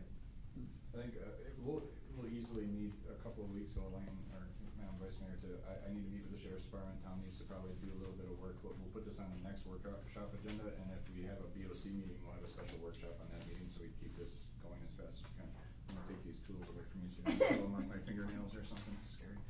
But we'll get going on it. Those folks they left happy, they know what's going on, but we probably need to beef it up a little bit if it's really. They're just one of many, that's the problem, there are many. It's an enforcement issue, I take that personally, and we'll beef it up and we'll get it done, but, It's right an now- education problem Sure. too. I mean, you're absolutely right, I know that, I mean, I've tried educating people, but it's like talking to this table. Well, it's a funding issue too. I mean, and, Yes. you know, from an operational standpoint, you know, we're a small community, we're the only one funding this, but somebody's gotta take the lead on it. Somebody's We've gotta take the we've lead. taken the lead before, Madam Vice Mayor, and we'll do it again, so.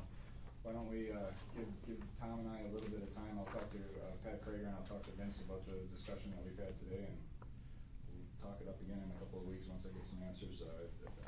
I need to know what's. I understand that, I just think it's time I know we've been working hard on it, at least I know I've been working hard on it with everything, and the deputies have, but it's just time I feel like every day I go backwards 2 or 3 days, because there's so many of them just keep popping up.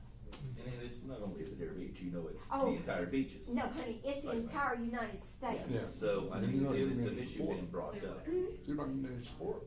No, well, except from Krager. Yeah, exactly, but Yeah. you're not getting any from the county or the state. Oh, no, I'm not going to Exactly. either. Well, No, Not for a while. no. We're pretty much doomed in Tallahassee as far as getting this done until a new governor takes place. Another thing that crosses my mind too, is that if these people that are living beside these problems don't wanna step out and try to help to stop the problem and expect the city to settle their problems, I don't particularly think that's correct either. Well, you don't understand how many meetings, private meetings, I have had with 15 to 20 residents where I've taken the deputies in, where we've told them exactly how to handle the situation.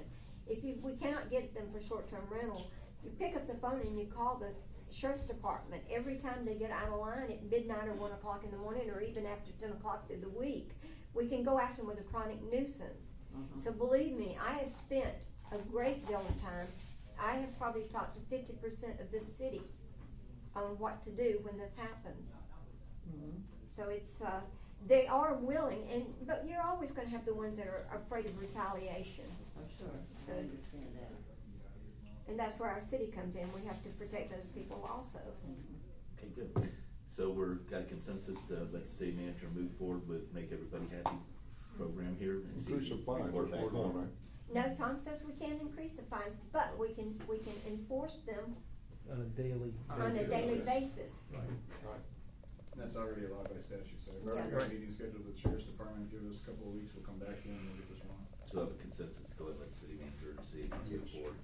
See what happens and what, you know. Madam Vice Mayor, thank you very much for all the time you worked on this, and I'm just starting to look far as on the state and all that ends, and boy, it's an uphill battle, and I mean, it's just, everybody has that problem, and it's not, Commissioner Lister's correctly, I mean, we're not gonna get in for the county or the state, so being able to work this out this way might be the way to go, instead of putting more things on paper, let's try to enforce what we've got and maybe look at a Beef higher up the fine. enforcement. Exactly. That's fine. Thank you.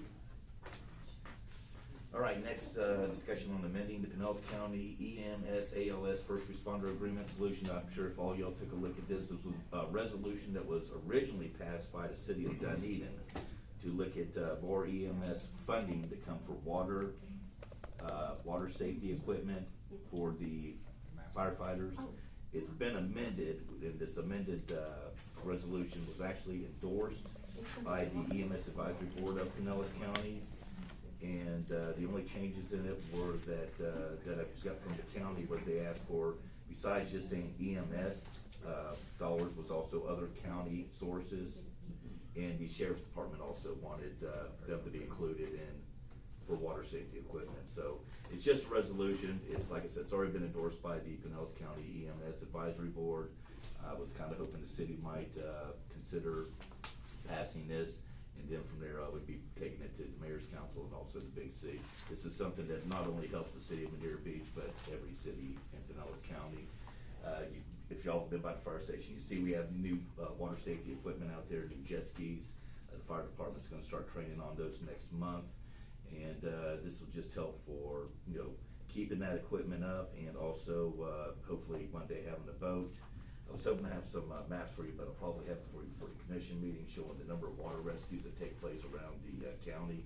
And once again, you'll be surprised, number one is Johns Pass, Madeira Beach. Absolutely. So at the time when this, actually came out, my discussions with the counties, was, you have a fire department, all they have for water rescue is a water safety board, a water board to go rescue people out of the water. The other fire department throws a job boat on the back of their engine for the largest pass on the west coast of Florida. That's not right. And the EMS dollars that come out these beaches is amazing. So the county, I think, is going to agree to go ahead and give us a little extra funding for water safety equipment and training for our fire first responders here in Pinellas County. Mr. Mayor, if I can, you guys, again, set the policy, and I'm a good little soldier, but I think there's one part of this that's missing, and I think it's probably a section 4 that says the purchase of this city equipment would not result in an increase in overtime for city personnel. We got jet skis, we got boats, we got all those things, and when they're out there on those jet skis and those boats, who are the 4 guys who are gonna be on the fire truck responding to the calls? And I know that, talking to the fire chief, and I had discussions going on with Bruce Muller and also with Craig Hare up there for looking at more funding for positions out here on the beaches for these. Another one would be actually also the Station 26. But those positions always been funded for 2 years, and then it goes back onto the city to cover, so I just think that that's a very relevant part of it. I think we need to have that, some of that equipment, but if it's just gonna add 4 more firefighters. And the way it's looking to working now, with the discussion I've had with the fire department, the fire chief, with that equipment that's in place, they'd be able to do it with the personnel on staff. I wasn't privy to those conversations. Oh, no, I was Those just, have been I approved, know, and I so, apologize, it was just.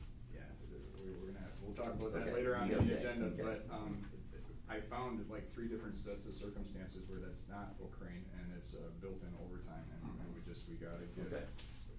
We can do all these things you all wanna do, but we really gotta remember that when we buy something, somebody has to man it, and when that person's manning it, then who's doing that guy's job? And so, I know you're just going after funding, that's a great thing, I think we'll have a lot of flexibility and the ability to evaluate it at that point. If you don't wanna put that in this ordinance, I understand that, but then we need to be able to stop it at our level and say, okay, how are we gonna staff it? And so if it's a boat, God knows we needed, or we use my own personal boat for a number of different reasons, a couple of years ago, we probably need to have some of this equipment, but.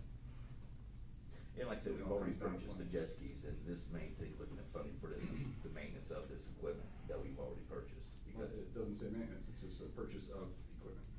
and that's probably something maybe we wanna revise and put maintenance in there too. That would be great. That was actually, that changes my I tune thought that was, entirely. and I thought that was under section 2. Yeah, My in bad. section 2, it says the funding would be, Yeah. it's just the initial purchase Yeah. of fire rescue vessels, the Yeah, equipment, my and bad. so. I thought that was under section 2 for maintenance, or was that under section?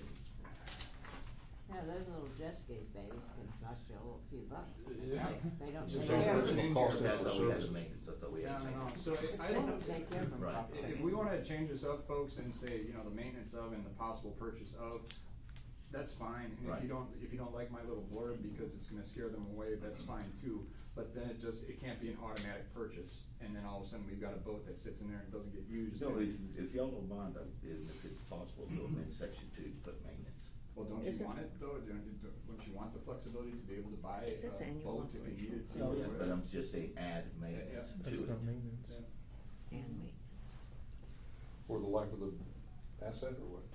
I mean, Maintenance in general for any fire rescue, whatever. I hate to be that guy, but Well, I know, I understand I'm trying to exactly what bend you're saying. as far as I can go, but we're breaking here, and whatever we do, I wanna do well and not just do it half-assed, and so this is just one of those circumstances where I've every stop in my career, I've seen this where it's like, oh yeah, we'll give you all this money for this stuff, and then 2 years down the road, it's like, well, we're done, you figure out a way to staff it or maintain it or whatever, and so it sounds great up front, and then it gets all that equipment out into the community, but then it becomes the local community's burden to fund it and fix it and staff it, and so, if you just put the right verbiage in there.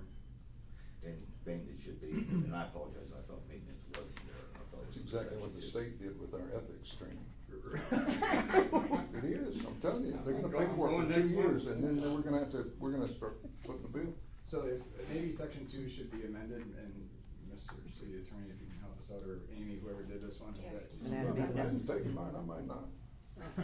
I took mine. All right, back to the issue at hand here. So the additional funding would be used to assist with the initial purchase of fire rescue vessels, the equipment necessary to outfit those fire rescue vessels, and the offset the continuing annual operations for this service. That just seems a little, I don't know if that's a little vague to me, Tom. I think that it really needs to say something about ongoing maintenance. And then Maybe that's how I interpreted that yeah, to be, offset the continuing annual operation which is costs. maintenance costs. Well, you Then could- that's maybe. you could. But you know what, why don't we make it clear in English and say maintenance? Well, Take out operational and put in, operational costs and put in maintenance. Take out Well, maintenance, operational. but I would think operational costs would include staffing. It does, if that's what So- you want. Yeah, so maybe you're all right, and You should if say if they're gonna fund overtime, have at it. It just seems awfully vague, and I've seen that type of thing get kinda shoved down the local municipalities. Is there something, Tom, that we could put in that verbiage to make it a little more, I'd like to see Well, you don't wanna should scare them, instead of shall? Mr. Mayor, that's what you don't Well, wanna and, do. and the idea is, this is an issue in this county. I mean, we have an issue with water, a lack of water safety equipment for our first responders. I mean, it's a noted problem and they know what's out there, so it needs to be addressed. I think section 2 actually, now that we've discussed this, I think is fine, as long as it's not an automatic, that the city would have to authorize the purchase of that the county's not just gonna buy a boat and then drop it off at the fire station one day and then we have to staff it, that the city would have the ability to make the decision to buy something along those lines or beef up their fire rescue, crew. So your section 2 is probably okay. If you change that too much, they're gonna say, oh, Madera Beach is trouble, they're not gonna buy in. on Well, this is going to work countywide. Right, Right. but all your cities are gonna do this, but you're gonna show up with one that's completely amended? Yeah, to be quite frank, I'd leave it alone, just as long Stay with as it's not consistency. automatic. I'd find out what they meant by continuing annual operation costs for this service. That could take in a multitude of things. Which is good, to be quite honest with you, Yeah. cause then. Leave it a you little know- vague. Oh, you meant staffing too, right? Yeah. Well, that would be fine, Yeah. and so I think, if the mayor's gonna be pitching this, he just needs to make, damn well apparent that, Madera Beach is in no position to up its personnel costs because they wanna buy us a shiny new boat or, something like that. Yeah, what is operational cost? Does that mean people have operated also? That's what it means. So it should be Yeah. That's what it means to me. And then it's not section Operational including before. maintenance, so I like the vagueness of it, quite honestly. So let's just leave it alone, just as long as, again, it's not automatic, that, if we're gonna buy 7 boats and Madera Beach is gonna get one, and then they will staff it, because that's not necessarily how we run the organization. In the staffing numbers, I know how EMS works, you're probably a little more on top of it than I am because you're in charge of the budget. But getting additional EMS dollars to fund Absolutely. positions, Yeah, we can have. that. other Like county we thought sources that's what is the that meant. idea. As long as They it's not did on it- your The levy. county, well, EMS, EMS, or Bruce Hare, or excuse me, Bruce Moeller, Uh-huh. they did not want the whole burden to fall off of EMS dollars. Well, of course not. Well, of course, yeah, they don't wanna mess their budget up too much either. Right. But other They- county they- sources they wouldn't also. mind messing ours up, and so we Exactly. just gotta make sure that it's structured appropriately. I think you got enough ambiguity in there right now that I'm comfortable with it, as long as you understand from an administrative standpoint. No, I absolutely understand. I wouldn't ask the city to fund anything. I'm looking for county funding for this. Right, but there was a whole lot of ambiguity in place there, but I think you got it to the point where run with it and see what happens. We don't get Take the this side note. When we do a meeting, can I get a hard copy of the agenda so I can find out where, find out where.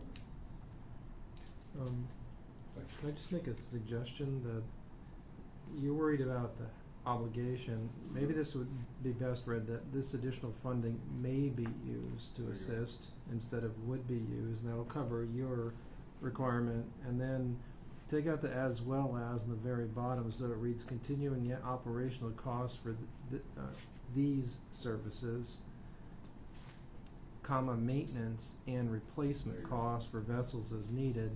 Then section 3 would be your language that you had suggested in 4, and then move 4 down about the effective date of the resolution. I like that. And I'm gonna give those notes to Amy, since she was the one that prepared You that. can pass mine down to Amy too, she Okay. can put that. And that'll cover all those. And as for, should it be the same as every other city? That's the purpose of a resolution. You want it to be Right, caters us. your resolution.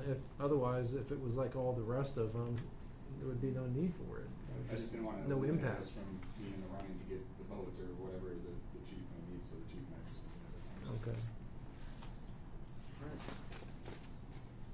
Any thoughts, comments? Go for it. Okay. Thank you very much.